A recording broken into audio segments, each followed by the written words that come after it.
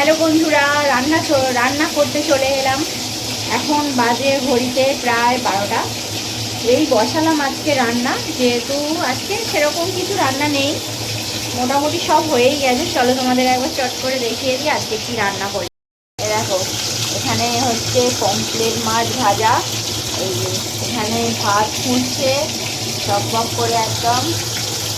আর এখানে করে নিয়েছি হচ্ছে কাঁকরোল ভাজা, আর এই যে পটল ভাজা, কাঁকরোল ভাজা করে নিয়েছি। এখানে চিংড়ি মাছ এনেছে, চিংড়ি মাছ দিয়ে কচুর দম করবো।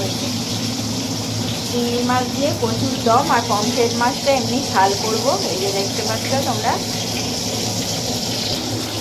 এই রান্না হচ্ছে এখন। মাছগুলো ভাজছি।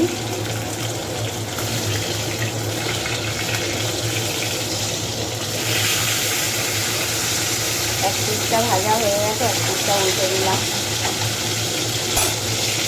মাছগুলো ভেজে নিই।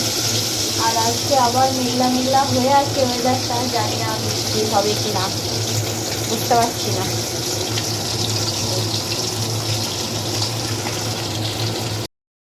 মাছগুলো ভাজা হয়ে গেছে আমার, তুলে নেবো একে একে এবার।